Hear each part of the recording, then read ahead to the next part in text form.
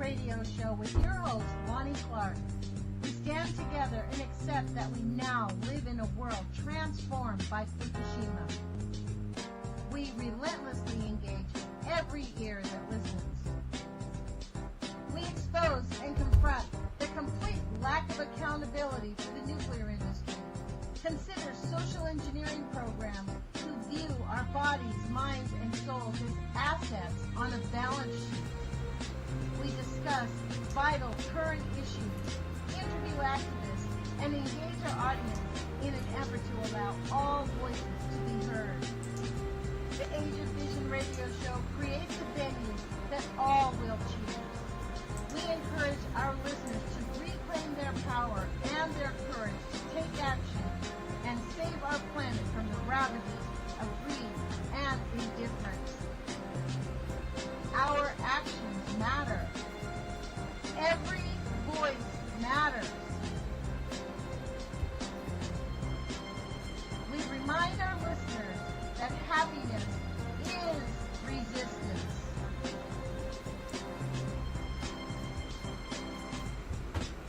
Love is greater than fear.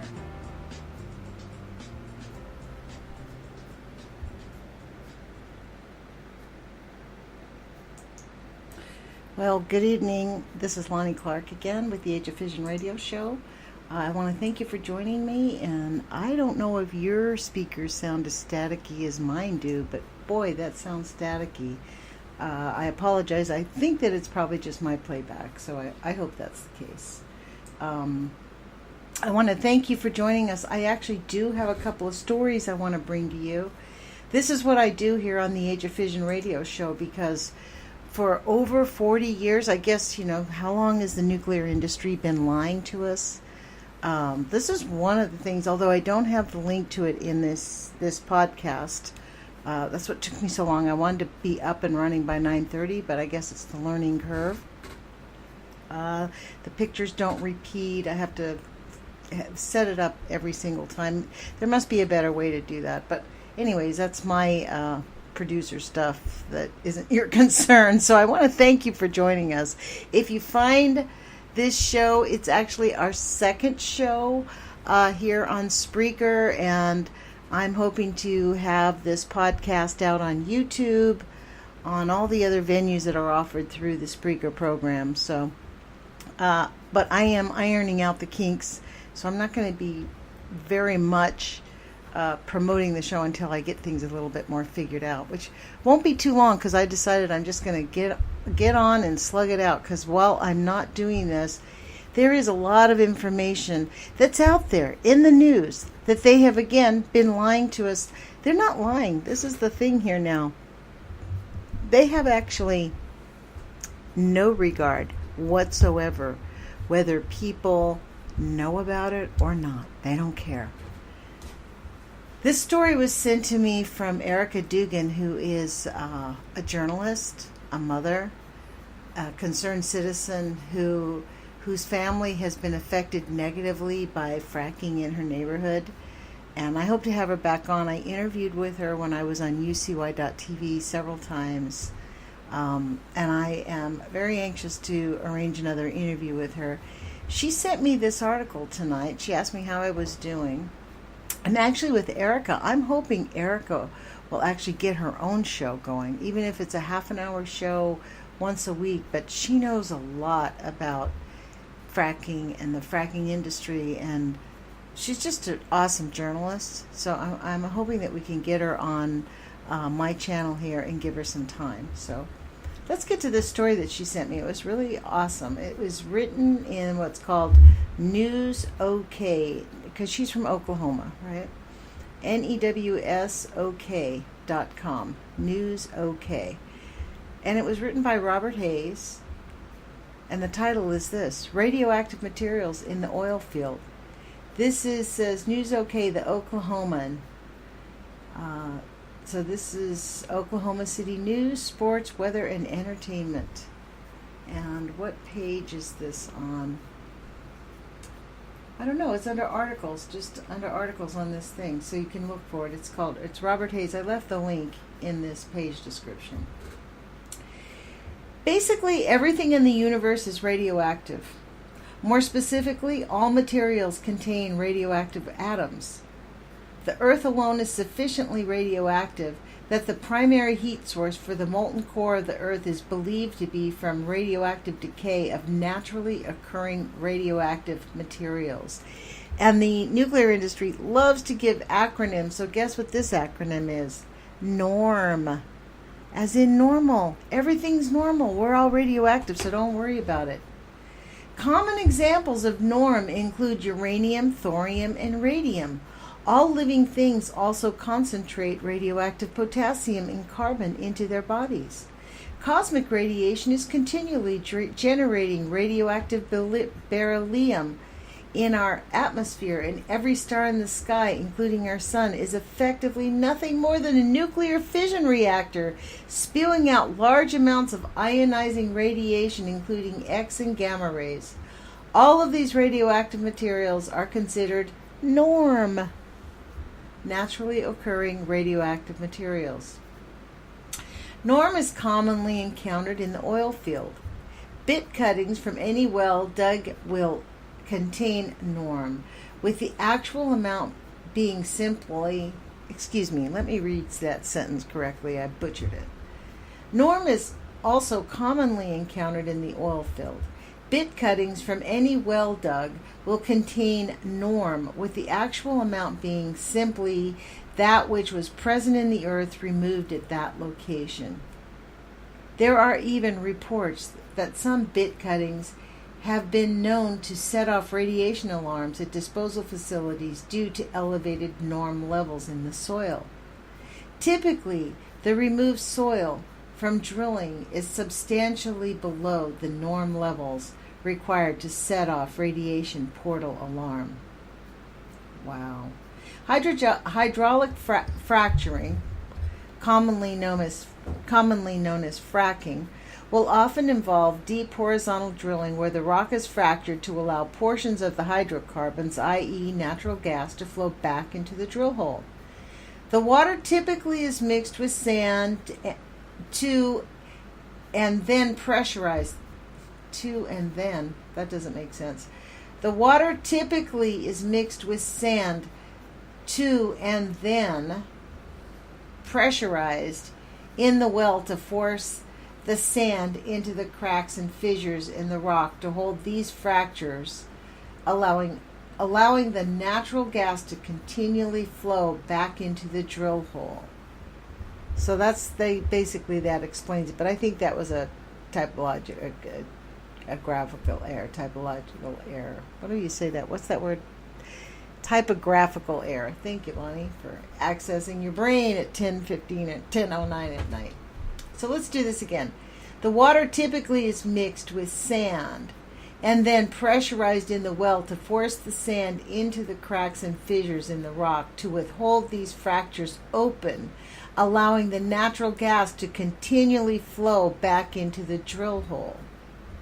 When the pressure is released from the drill hole, flowback water containing NORM then comes back to the surface containing NORM. They don't have to talk about radioactive material. NORM, they talk about NORM. It's a guy. Wells can require millions of gallons of water, but this depends on the total volume of the well and how much water was already present in the drilling. The flowback water after pressurizing can have as many thousands of PCI/L concentrations. I have no idea how to say that, you guys. I apologize. I am not a science person. So let me get Mr. Googles and ask him, how do you say that? What the heck does that mean? If anybody's out there listening, you may know this. What is that? What is this? So this is a ratio. A curie is a unit. It is expressed in picocuries per liter of air. So that's a picocurie per liter of air. A curie is a unit of radioactive equivalent to 1 gram of radium. So, I've probably read this a million times. This is where my little brain goes. This is why I think we need to keep saying it. So let's go back to this. The flowback water, after pressurizing, can have many thousands of picocuries per liter of air concentrations of radium isotopes. Potable drinking water is expected to have less than 15 picocuries per liter of air, although flowback water is typically brackish and dirty. Another common occurrence of radioactive materials in the oil field is from well logging. This process utilizes a large cylindrical array of instrumentation, which is lowering down to a well to measure geological features, which include, among other things, hydrogen content. Hydrogen content can mean water, and it can mean oil. By combining multiple measurement techniques together, specific material parameters can be identified. One of these measurement techniques is to utilize gamma and neutron radiation to determine how these forms of radiation scatter in the well. Hydrogen scatters neutrons extremely well, and dense rock scatters gamma rays very well. Using correlations of multiple measurement results as a function of depth in the well can tell engineers and scientists what the actual layers of the well are made of. Wow. So they basically blast underneath the underground with radioactive isotopes, gamma rays, and what was the other one? Hydrogen. Man. Radiography can also be utilized in the petroleum industry for evaluating the integrity of internal welds and seams in pipes and tanks. This technology is basically the same as that used in medical x-rays, except the radiation source is a radioactive isotope rather than an electron accelerator. Typically, the isotope used by industrial radiographers is Iridium-191, as this has a larger energy gamma ray emission, which will readily penetrate steel and other alloys, allowing an X-ray picture of them inside of most welded seams and fittings. Man, oh man. One might readily be inclined to think the petroleum industry has nothing to do with nuclear engineering and radiological issues, but this would not be the case. Almost all modern technology in some way or another utilizes nuclear science. As if that is supposed to make us want it, it makes me want to end fracking. That is outrageous. It makes me want to use my bike more often. That's completely beyond the shocker, if you ask me. I mean, honestly, that is something else. This is what they say about Robert Hayes. Robert Hayes is a News OK contributor and a licensed professional engineer in both Nevada and New Mexico for nuclear engineering. He is also a member of the American Nuclear Society, the Health Physics Society, the American Physical Society, and Institute of Physics and Gideon's International. Let's see what he says. I am a licensed professional engineer in both Nevada and nuclear engineering. I am a board certified by the American Board of Health Physics and have a PhD in nuclear engineering and a master's degree in physics. I am also a fellow of the American Physical Society and a research affiliate with the MIT Physics Department through the Laboratory of Nuclear Science. I am a member of the American Nuclear Society, the Health Physics Society, the American Physical Society, and the Institute of Physics and the Gideon's International. Wow.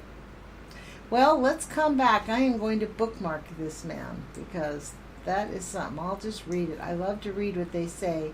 It's very interesting. Okay, X-ray explanation for 5th graders. Here we go. Oh, Lord. Okay, let's leave this guy alone because there is another story I really do want to get to you, and I'm hoping to keep the show at a half an hour. I know I started right at the top of the hour. I wanted to come on at 9:30, and for those of you who do find my podcast, I really hope you share it, and I hope that you will explain to people that it is not just about nuclear radioactivity. It is about basically activism, because I do interview people that is beyond the scope of just radioactive contamination. Like Erika Dugan, she is a fracking activist. I guess she's an activist because she's trying to protect her family. So I hope she can share her story here with us again. It is worth hearing, and to see the journey that she's had to go through, like many of the parents, many of the moms, many of the families that go through this, like the people in St. Louis, where they finally admitted that radioactivity, actually this is not new. I was spitting nails about this last night, but this is just so outrageous. Let's get to my second story, and this comes, I am on a chain of emails where I got an email from Mary Olson of Nears, and she sent me a letter from Akio Matsumura, who has obviously taken a very active role since Fukushima and has really made a gigantic effort, if you don't know who she is. Let me read this to you, because I don't think it would be... she wants to get this information out, so I'm going to read it for you, because I think it's not breaking the spirit of an email. I hope this email finds you in good health and spirit after the government of Japan announced last year that it would take at least 40 years to remove the irradiated cores from the 3 crippled nuclear reactors in Fukushima. I shifted my focus to the dangers of marine life and the potential risks to the people in North America resulting from the 40-year flow of radioactive wind and contaminated water from Fukushima. Thank you.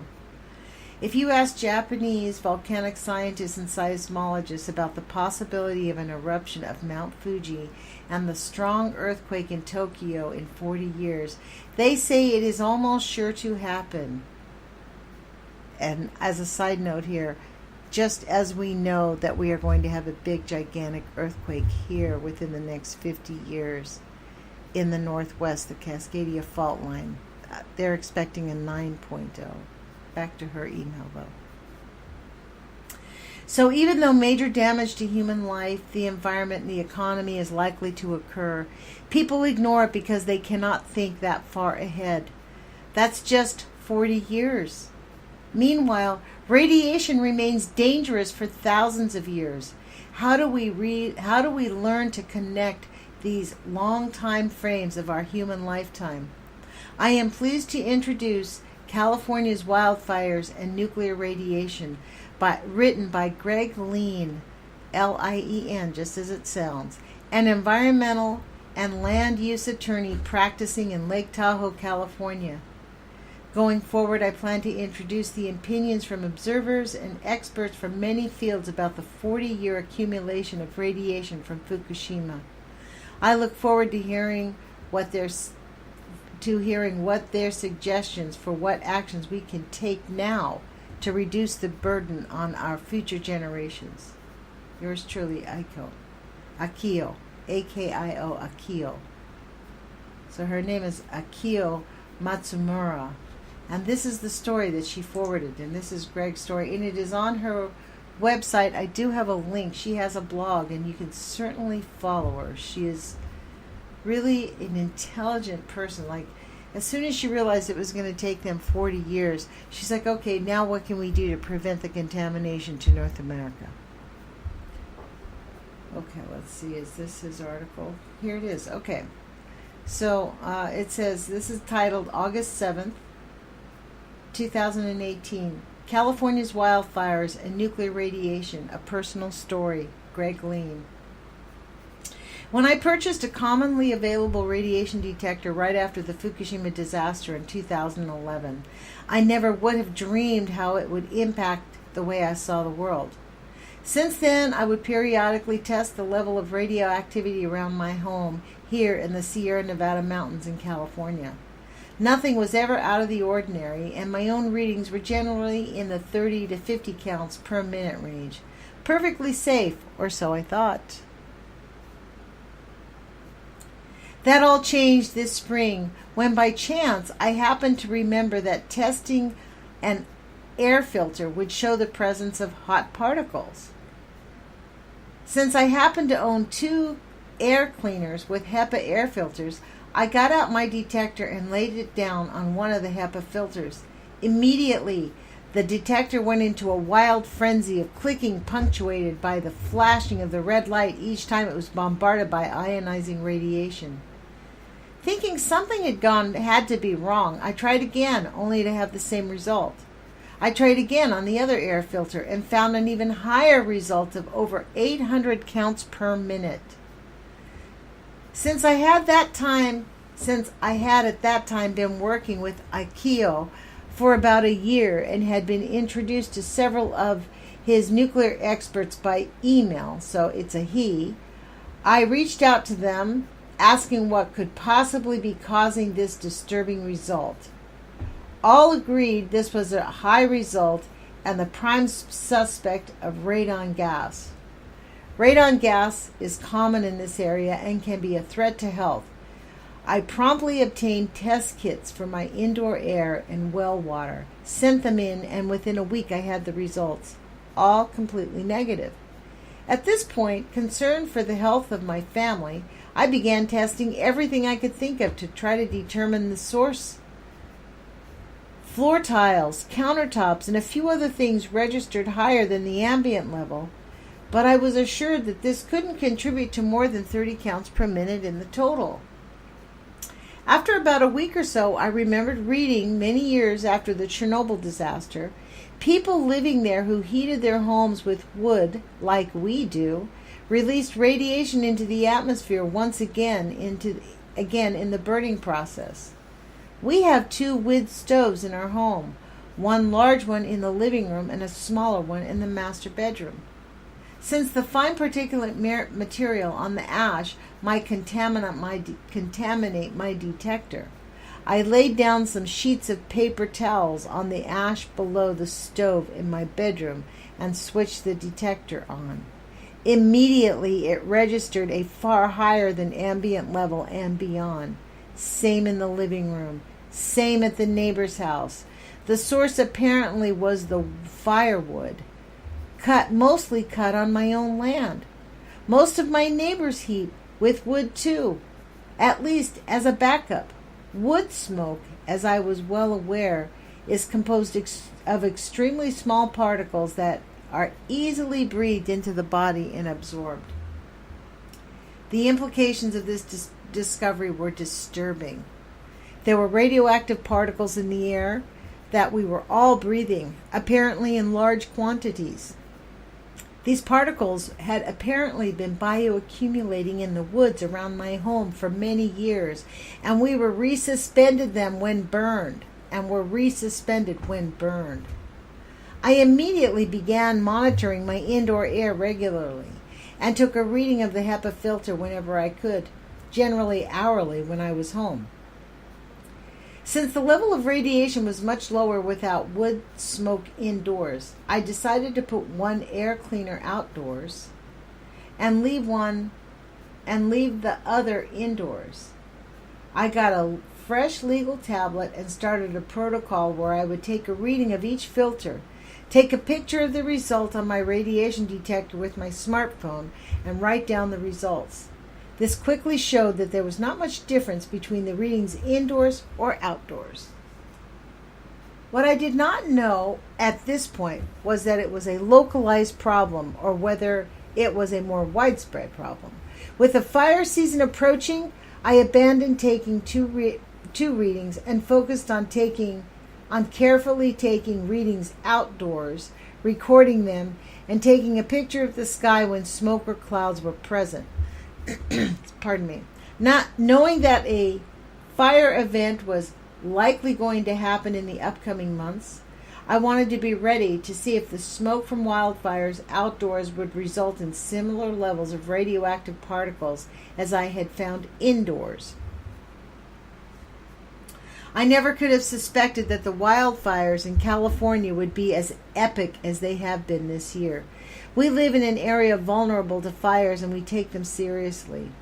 We had been evacuated in 2014 as a fire approached to within a half a mile of our home, driven by strong winds, and we were only saved by a massive air attack from a virtual fleet of air tankers lined up, dropping water and fire retardant. This left a deep impression on us.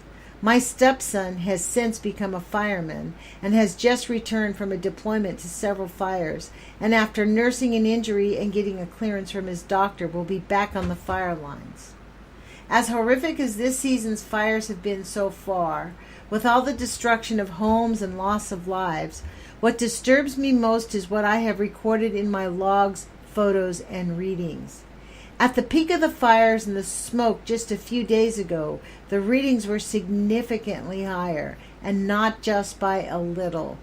I recorded a peak reading of 1,333 counts per minute on the morning of July 31st, and had multiple readings above 1,000 counts per minute during the period.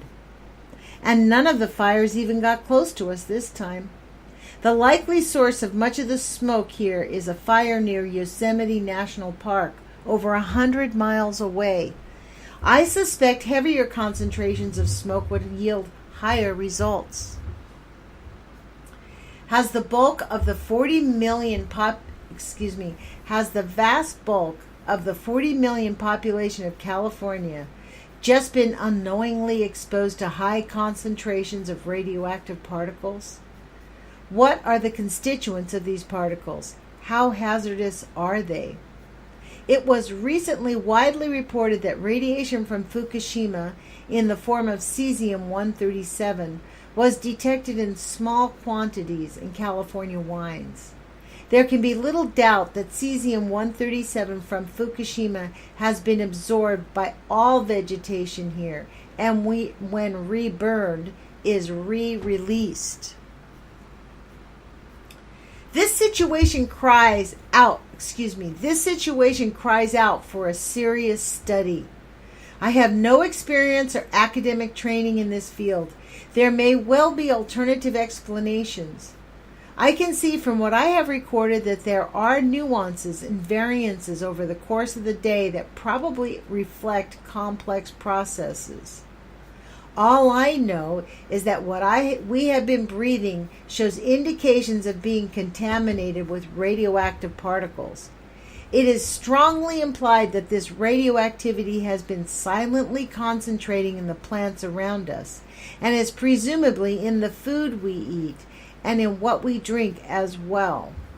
Ding, ding, ding, ding, ding. That's what we've been saying. If that is correct, this is a situation far worse than we have been told. Duh. That's why I'm on Spreaker.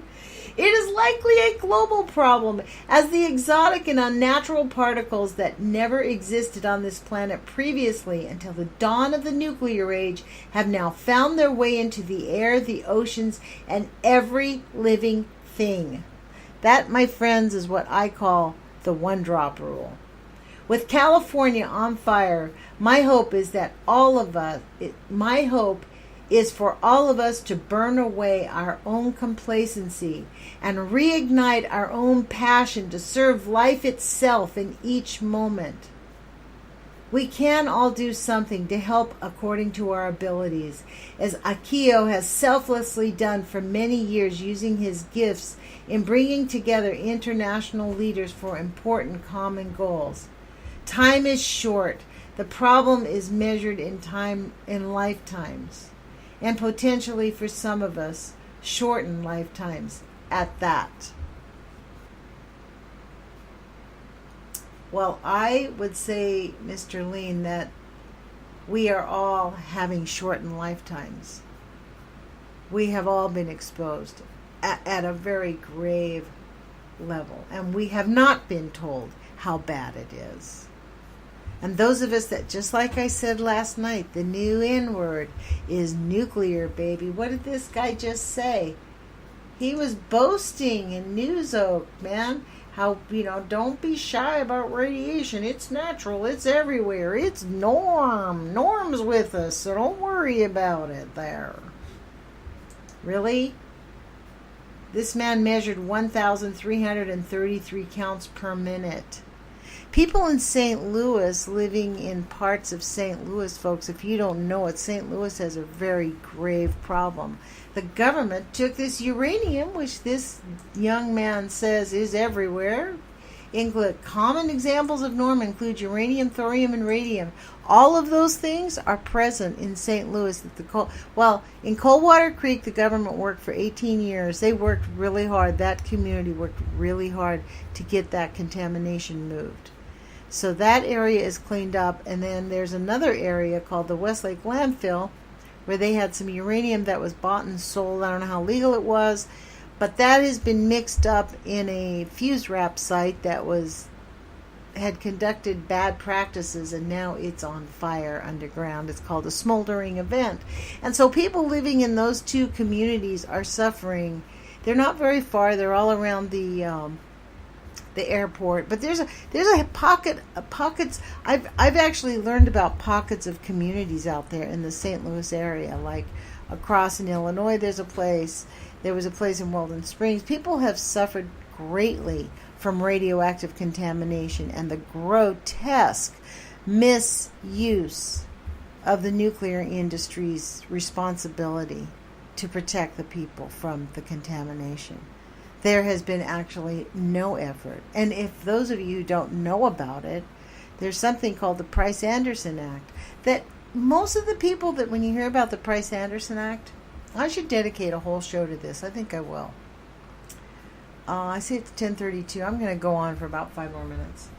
The Price-Anderson Act is really important for people to get behind. It has been rubber stamped out of Congress since 1957, since it was first introduced. It indemnifies, let's talk about the money, because that's what it's really planned. This is what it's considered. It's an insurance plan for the nuclear industry, because no insurance carrier will cover them. They cannot get insurance because the nuclear industry is a murderous, lying, thieving industry that creates these acronyms, naturally occurring radioactive. Let's call it NORM, a regular guy, and we have this really strong scientist saying, hey, it's everywhere, so don't worry about it. I've worked in the nuclear industry all my life. I don't have cancer. My kids aren't poisoned. Well, you know what? He's not looking 7 generations down the line, is he? Because that's when the worst of radioactive contamination happens. 2, 3, 4 generations, that's when you really see what happens. If you can reproduce. That's what happens. People cannot reproduce. So it is an outrage. They do nothing but lie. This man and his family, all the people in these mountains, and frankly, most of us here on the West Coast, we have been bombarded. But when the smoke happens, that's an extra reason to stay inside. I mean, this is so... What a brilliant idea for Akio to think about. Like, how are we going to protect people on the other side of this contamination that's going on? But, the whole planet, it's what I call the one drop rule. This is why they don't care. Plutonium, they don't test for plutonium. You know what I was told? Why they don't test for plutonium? Because they can't tell if it came from World War II or if it came from recently, because its half-life is 27,400 years. So they can't date it. But we have plutonium everywhere. We have thorium, radium. It's all over the place. And these secrets, these so-called secrets, like this guy's like almost apologizing. Well, I don't know. I think I've been affected. Heck yeah, you've been affected, brother. Yeah, you have been affected, and it is horrific. And we need to stop pretending like the nuclear industry has done nothing wrong. This guy, who's making a good income, several $100,000 a year, no doubt, being a nuclear scientist, being a contributor to the nuclear news, writing an article as if we need to just accept it. Can you imagine potable drinking water is expected to have 15 counts, 15 picocuries per liter of air? 15. Now, they're not telling us whatever else is in there. And you want to know what? This is actually... Let's just get back to this. This fracking idea, it poisons people. The reason that the woman who gave me this, Erika Dugan, listen to her interviews. We'll have her back on here. Her family is catastrophically ill and have been ever since they moved into this house where the water came out in their bathtub, filthy, dirty water. And they were told, oh, well, it's just, the water's cloudy, don't worry about it. And the state, the city, everybody up the freaking food chain knew that was poison to her children. And now her children, her husband, her family, every one of them have been catastrophically affected physically. They still have physical problems. And that's what fracking does. And, in large part, no doubt, because it's naturally occurring radioactive material. I mean, this is so outrageous. Now they're coming out with it. This used to be considered the secret ingredient. There's a really good documentary. It's called Crying Earth Rising Up. And it is about a little girl who was born who needs a kidney, born without body parts. Her family's trying to give her an operation. Her mom couldn't figure it out. You know what? They live right in a fracking community. And the mom went out there and started looking at it. And she looked at this dirt and said, wait a minute, this is uranium everywhere.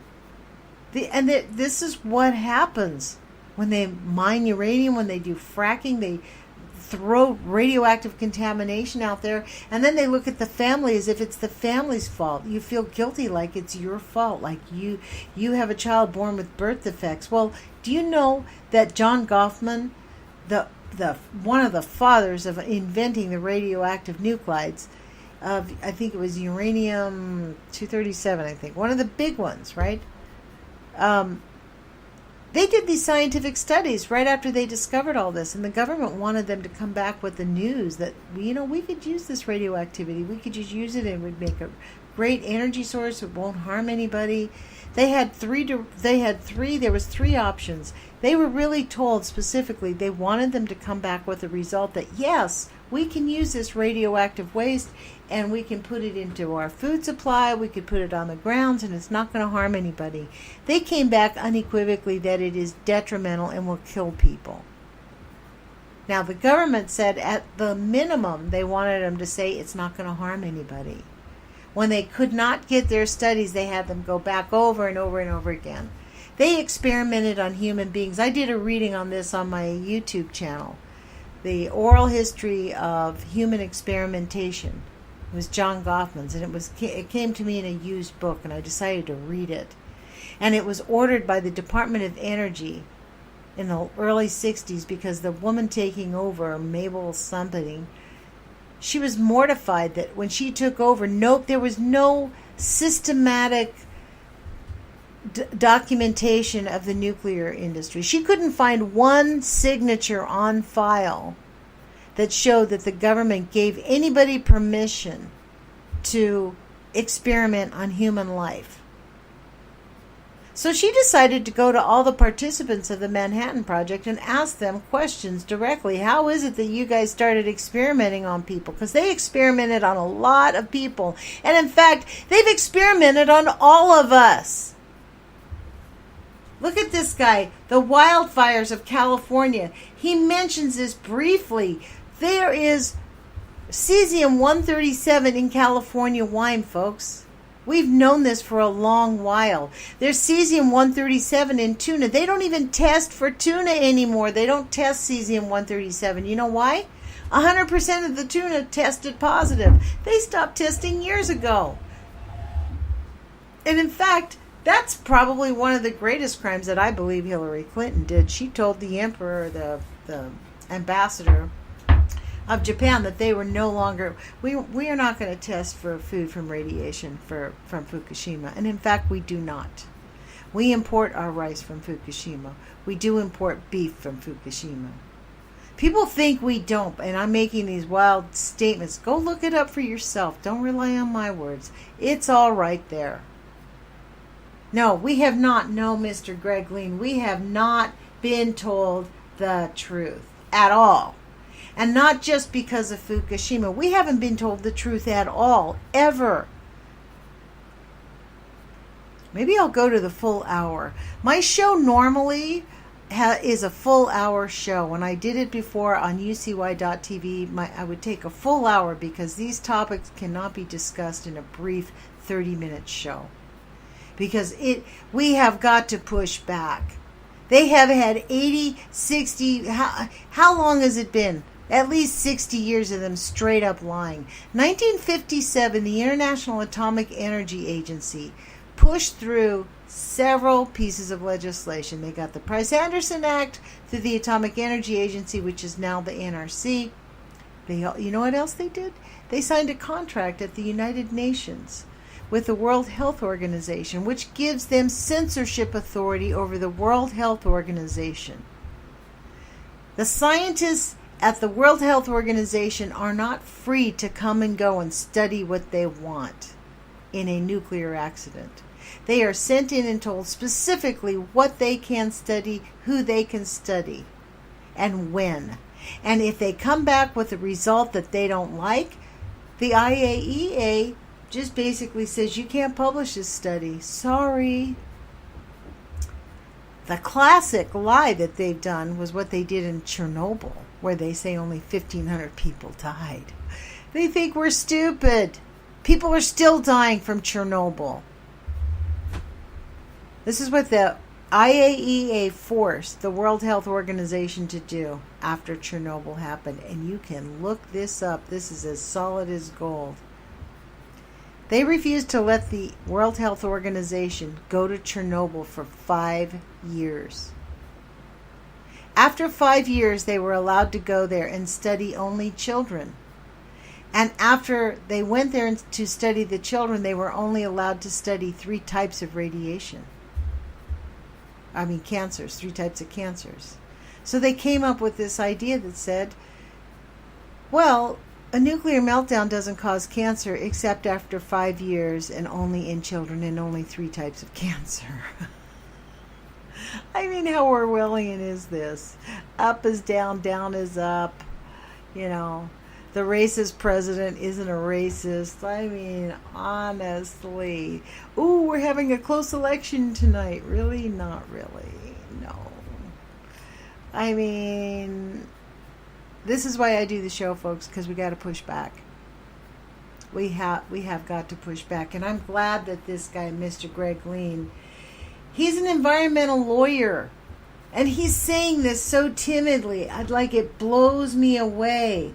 I tried again on the other air cleaner and found an even higher result of over 800 counts per minute in his own home. He deduced that it comes from the wood, from the smoke in the fires. Right? Imagine what what his son is being exposed to. Think about this, all the firefighters that are being exposed.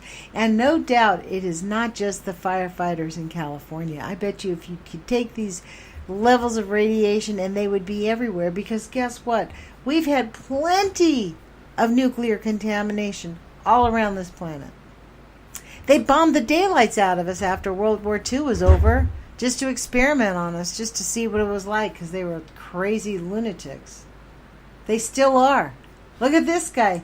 They're calling it norm, so don't worry about it. Norm is commonly encountered in the oil field. So don't worry about it. Man, you want to drive your car, don't you? Got to have the fracking. So let me tell you what Mr. Greg Lean says about himself at the bottom of his story. Greg Lean is an environmental and land use attorney practicing in Lake Tahoe in California. He is a former prosecutor and was a former assistant county counsel specializing in land use issues before moving to Lake Tahoe in 1980. He was a participant in the first presidential summit on the environment, hosted by then President Clinton and Vice President Al Gore, and has been interviewed over the years in various media, including National Public Radio. He has been a frequent participant in regulatory regulations and battles over resources in the Sierras. He lives with his wife Heidi and whichever of their children needs a place to stay, now that the youngest has just turned 18. He is fascinated by electronics and has a collection of meters and gadgets for his amateur radio and musical hobbies, some of which are actually useful in practical application, or so he claims. Oh man, I think I'm going to reach out to him and see if I can get an interview with this man. He sounds pretty fascinating. I would love to ask him, as an attorney, why is it so measured? Today I was listening to Dana Durnford's radio show, and I don't know if any of you know about the nuclear proctologist, but go there, nuclearproctologist.org. His name is Dana Durnford. He's the only person who's actually been taking a little dinghy and going up and documenting, making video documentation, doing the best he can to keep track of it written, but takes a lot of video documentation. And he does a daily vlog on YouTube, and I listened to his vlog today. He and I kind of had a falling out because he's very extremely critical of Dr. Helen Caldicott and Dr. Chris Busby, who are, in theory, anti-nuke activists, and they are actually witnesses on behalf of nuclear victims. So, they are very measured in terms of how they speak about the Fukushima contamination. And those of us that are doing like these vlogs, and I have my YouTube channel, and that's for art. Now I'm on the Spreaker. I've been doing the Age of Fission radio show now for 3 years. I was involved with the Post-Ignorance Project. We're sick of being nice about it. And we want to ask the obvious questions. Like when I interviewed Dr. Chris Busby on my radio show, I asked him, how can you tell us that Fukushima is not affecting the Pacific Ocean? When, maybe the first year you could say dilution is the solution, but, at this point it had been almost 5 years. I'm like, how can you say that 100,000 tons of radioactive water pouring into the Pacific Ocean that we know about, not talking about all the leaking, the groundwater leaking from the oceans. The mountainside is right above Fukushima. The ideal reason they built it there because it was on top of a river where they could have access to water because it was from the mountainside. So we know that there's a lot more radioactive contamination coming into the ocean. And I don't care what anybody says. Anyone who goes to the Olympics or is planning to go to the Olympics in 2020 is suicidal. It is not safe to live in Fukushima, folks. Period. It is not safe to live there. And it's not safe to visit there. And so this is how we feel. We call ourselves Fuku fighters. We want people to take precautions. I call myself a nuke truther. I don't want to be called an anti-nuker. I'm not an anti-anything. I'm pro-life as you get. And I don't mean pro-birth. Because I am pro-choice all the way.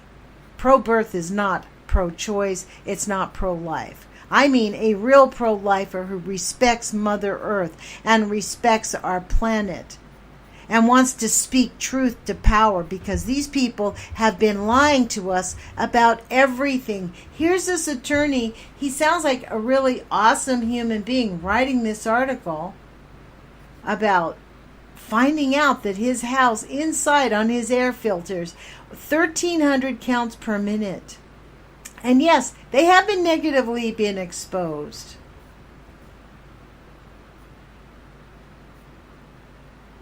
Wow. So let me just explain to you where I'm at. I'm on the I think it's called the blog site. This is how old school I am. For those of you who can't tell, I'm kind of an oldster. I'm struggling to get this Spreaker thing out. I was a D Democrat all of my life. D. I was a single mother, got no child support, no real help. Kind of not really a deadbeat dad. He was around, but didn't pay any money. And he wasn't really around. He saw the kids occasionally. But so I considered myself like super D Democrat, right? Well, then 2001 happened when 2000, when George Bush Jr. stole the election. That's what really shook me. Not one Democrat stood up with the Black Caucus to ask for an investigation. They just caved to the power structure and said, fine, screw over Americans. Within a year, they let them attack 9/11, and they feed us this bullshit story about the Saudi Arabians.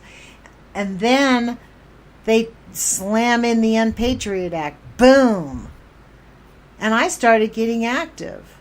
And it wasn't until May of 2012 when I had a nightmare that I went to the internet and realized, holy moly, I actually trusted Obama when he said everything's fine.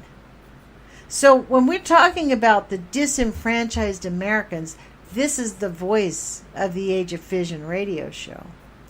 Because we're recognizing we have been lied to all of my life. I'm going to be 63 in October. I was born in 55, and you know what?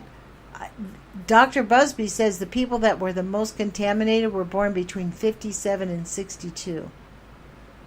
They were the ones at greater risk. But I was still a little kid, and I was on the West Coast, and we got blasted. We were the first generation of people attacked, literally attacked by our own government. And it is time for us to have some comeuppance and some honest conversations. And Mr. what's his name? Hayes, Robert Hayes, the licensed engineering professional who looks down at us. No wonder that one of the first articles on his page is explaining radioactivity to a fifth grader, so that we all just expect Norm to be normal. I don't expect Norm to be normal. I don't accept the fact that you're going to just tell us all we get to get cancer and die. Or that most of the kids aren't going to be able to have grandchildren because they're going to be sterile, or their grandchildren or their own children will be sterile. Because that's what happens. If it's not the first generation, it's the second. Radioactivity is a killer and a mutator. And humans have no idea how to manage it. And that was the recommendation of the professionals. When they found out, every professional from the Manhattan Project, except for Murderer Tiller and Weinberger, the two murderers, all of the others advocated for nuclear power not to be used until we understood what to do with it. Don't go down that road. But you know what? You can't put the genie back in the bottle, because they are intent on murder, death, kill. That's kind of just the bottom line. Maniacs are maniacs. It's like we can't talk about the N-word. You can't talk about battery, which this is. This is battery. This is open battery. Well, guess what, folks? There's no battered country shelter to go to. We have to work our way through it and be brave and have a lot of I don't know, that's why I say in the intro, happiness is resistance. I said that long before Donald Trump got elected, because guess what? The people who are oppressing us want us to be miserable. Even now, when we know we're highly radioactively contaminated and full of chemicals and oil junk everywhere, life is awesome. Human beings are magnificent. I mean, even guys like this guy, Robert Hayes, he's so full of himself. I can totally appreciate him, to be honest. It's kind of sweet. He really believes this. When you talk to these nuclear scientists, they look at us down their noses like we just don't know. I actually read an article by Dr. Alvin Weinberg. Maybe I'll do that here again. I'll dig it out and read it again on Spreaker. It's by Dr. Alvin Weinberg. He was the first person. He was giving a talk to other nuclear scientists. I think it was 1962. They kept it secret until 2010, and I found it in a library. I was doing research. And he basically, in that article, they say plutonium kills people. We know that. We know the public isn't really going to like it, so the public has to entrust us. He was the first person to say that we have signed into a Faustian agreement with the nuclear industry, which we really unfortunately have. We didn't sign into it, but we have been forced into this. We have to rely on them to help us dig us out. But we're not going to do it until we start talking the facts and the truth. I have a protest sign that says, when scientists lie, people die. And I genuinely 100% believe that. And the sad part in the United States is the AMA is sorely lacking in ethics and honor. I mean, they have no idea. Our doctors are unfortunately minimally medically educated, because they're only taught about pharmaceuticals, which is the farthest thing away from true health and well-being. I'm going to end in 5 minutes here, folks, at 11 o'clock at the top of the hour. I'll make the show go for a full hour. I know I said I was going to do it for half an hour, but it got me going, and I'm glad to be back on the radio. So those of you who follow me on the Age of Fission radio show, you know what I get like when I don't have a guest. So maybe I should just start getting my guests lined up. Dave Parrish, another really great vlogger. You can find him on YouTube, Dave, Dave, space, Parrish. He has a website called Operation Save the Earth, OPERATIONOSTE.com or .org. I think it's .com. And you can go there, and Dave gives you ideas and ways to keep yourself healthy and well. And so there's things that we can do to protect our health. There's supplements you can take. There's foods that you can avoid. Obviously, I don't eat fish. You can't eat fish. I think it really just depends on how old you are and how you change and modify your diet, because radioactivity really affects younger people dramatically different. So this has been actually a real pleasure. I've never actually done the radio show late at night. Normally I have been live. My radio show on UCY.TV was from 8 to 9 a.m. And I did it either on Tuesdays and Thursdays or Monday, Wednesday, Friday. For a while I was doing it 5 days a week, and then I went to 4 days a week. And so it kind of just jumped around according to what the needs were at the time. So I think I like this hour at 11 o'clock at night. I might get people in Europe. They seem to be much more conscious and willing to face facts. But I think that has to do with the idea that they have socialized medicine. Because they don't have to worry about, oh my God, if I get cancer, I don't want to have to face it because I'm going to make my family go broke and we're going to lose our house. You know, that's one of the biggest reactions to denial, is the economic factor of it all.